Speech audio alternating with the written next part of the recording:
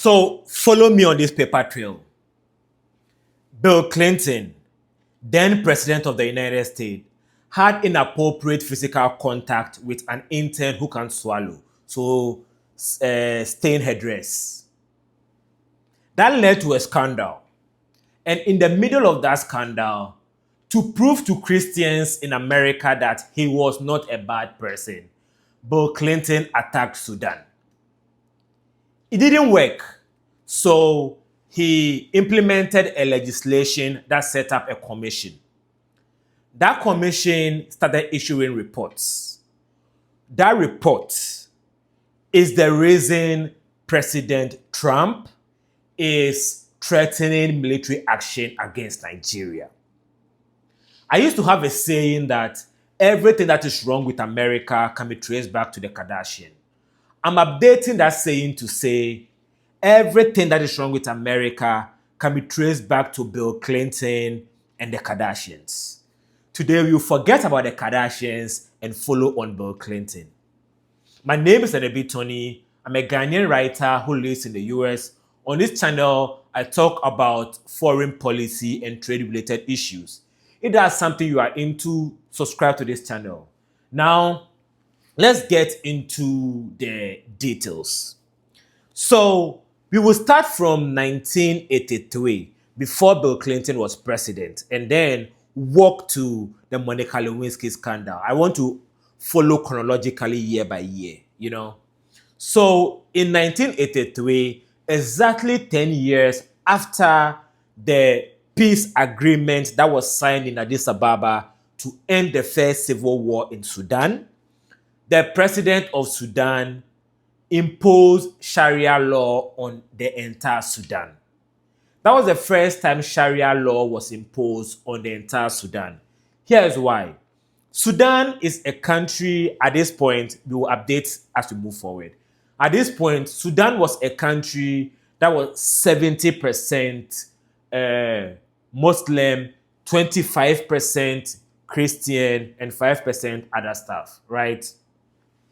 And out of the 70% Muslim, about 90 to 95% of them were in the northern part of Sudan. And in the southern part of Sudan, the 25% Christians lived majorly in the south, right? So it's like, in Ghana, Christians live in the south and Muslims live in the north. In Sudan, it's the opposite. That's what I'm trying to say.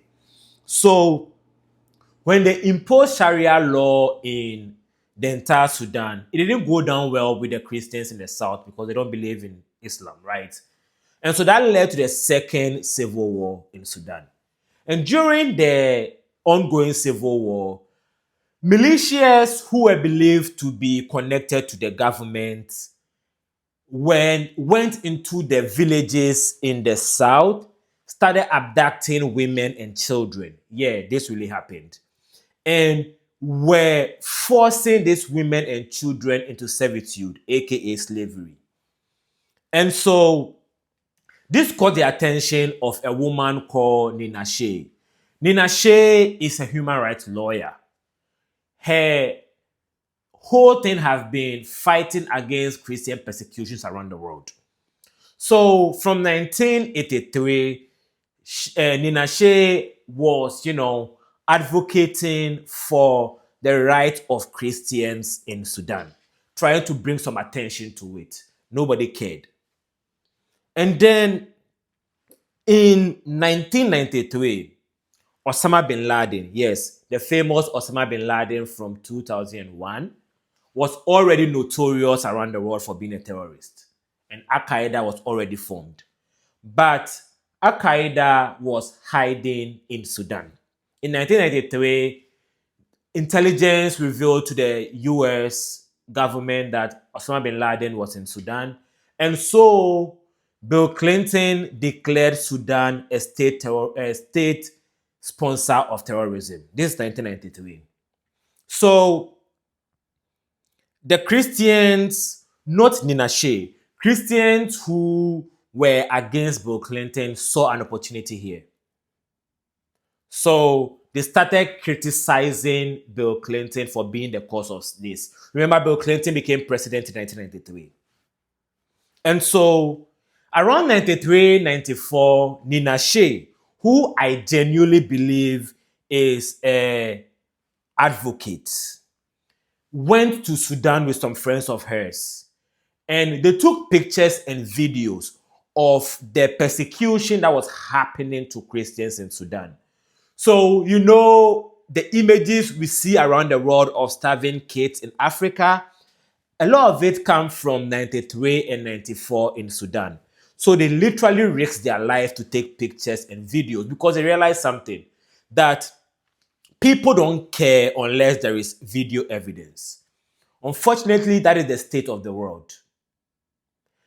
And so they, being advocates, brought the images and videos they took in Sudan to the West. And now Christians in America took notice. And they were like, no, this is not good. We need to help the women and children in Sudan. They actually felt genuinely about this. The Freedom House and other people really wanted to help Christians in Sudan.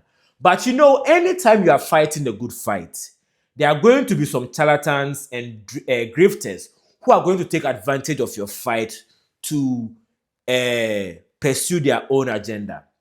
I'm not saying he's a grifter, but Pat Robertson, a televangelist in America, and other Republican politicians saw this issue as something they can work to their advantage.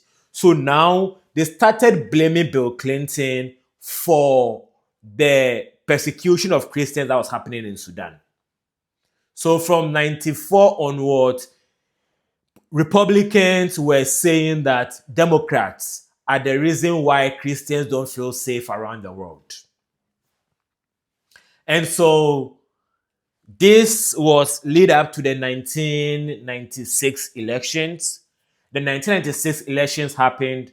Bill Clinton wins because, come on, there are real issues happening in America. Americans don't actually care about things happening in other countries. Sometimes they do, but not all the time. So after 1996 election, Bill Clinton won. The people who were using the persecution of Christians for their own political agenda further intensified their fight. And how did they do this? So now there was an investigation going on of Bill Clinton already. It's called the Whitewater investigation. It was an investigation into a project Bill Clinton did in Arkansas when he was the governor of Arkansas. I used to live in Arkansas. And anyway, let me brush that. Should I share that story with you? I know somebody from Arkansas who went to school with Bill Clinton's daughter in the 80s. And the person told me that even in the 80s, they used to make fun of Bill Clinton's daughter because it was already known that Bill Clinton was a womanizer in Arkansas. So while this was going on, the Whitewater investigation into Bill Clinton was intensified. It was getting deeper and deeper. They are getting closer to uncovering stuff. It is believed that in late 1997, maybe November 1997, the Monica Lewinsky scandal was brewing in the investigation. Ken Starr had uncovered evidence that Bill Clinton was having, sexual relations with an intern in the White House. So, in November 1997, what happened? Bill Clinton was now feeling the pressure.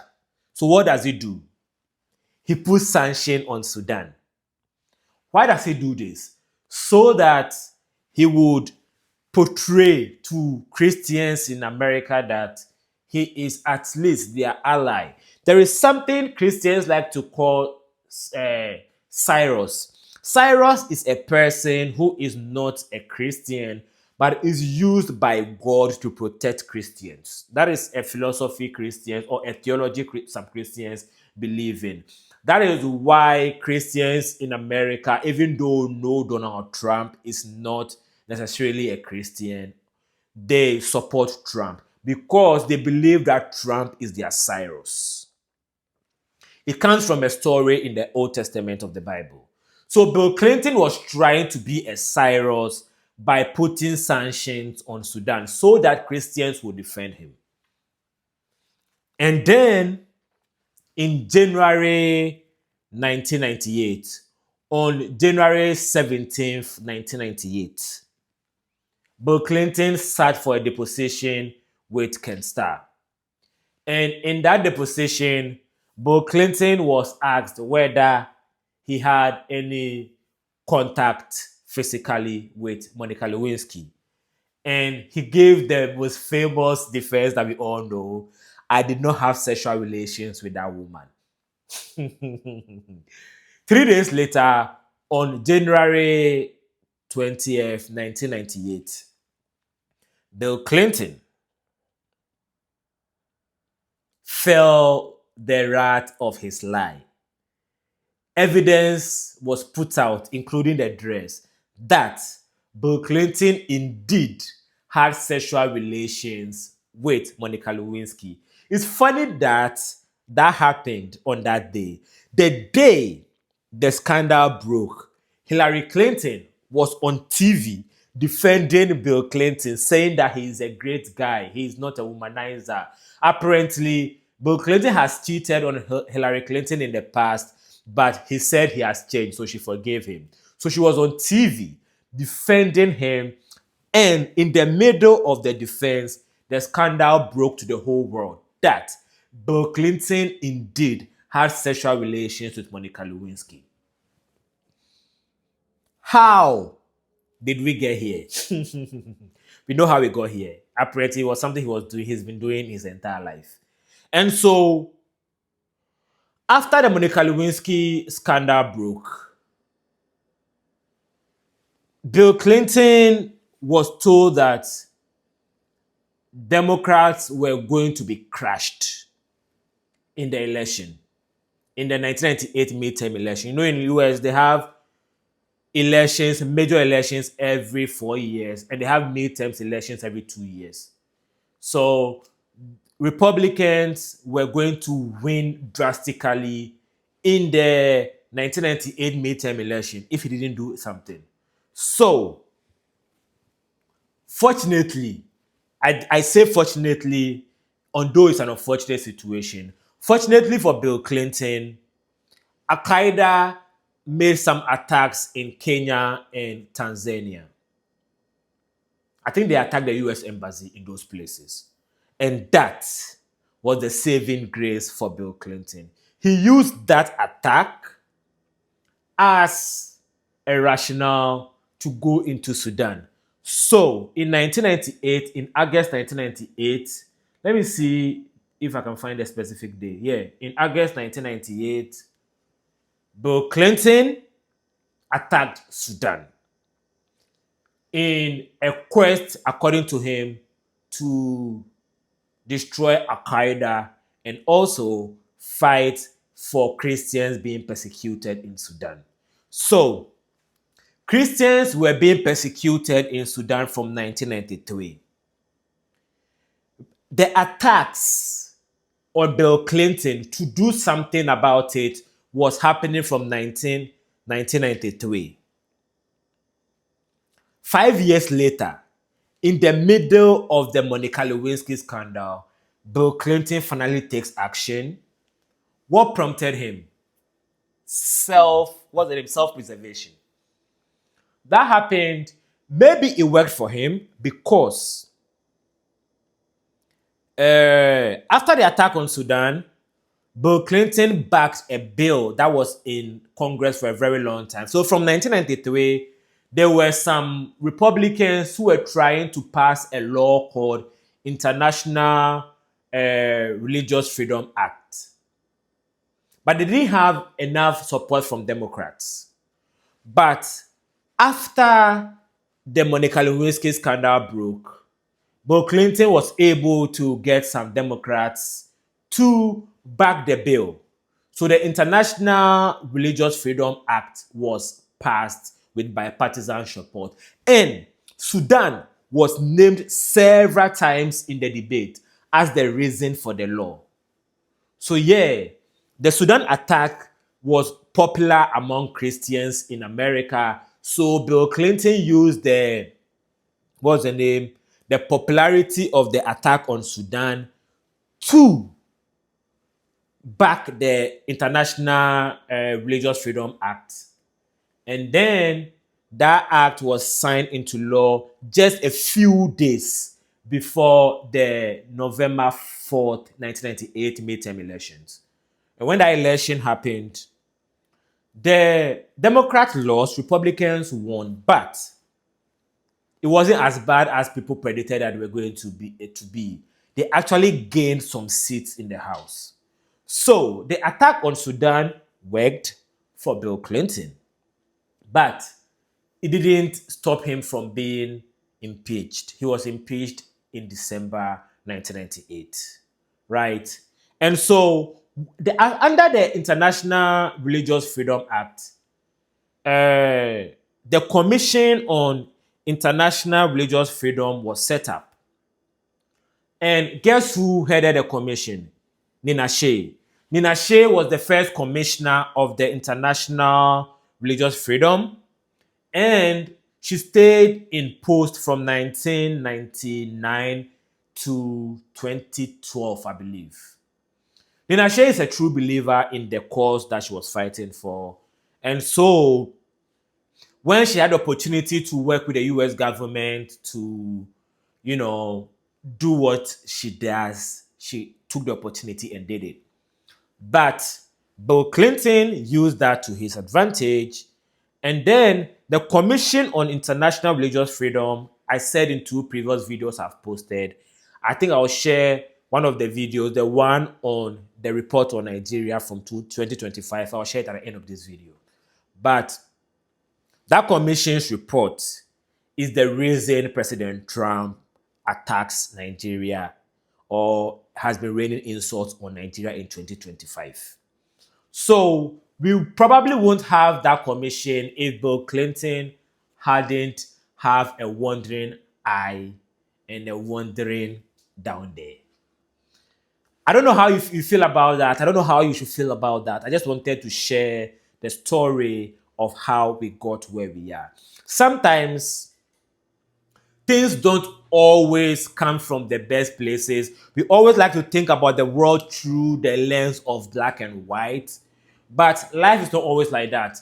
People like Nina Shea have good intentions for the world, but Bill Clinton had to play a role in that. Thank you for watching. Subscribe to this channel.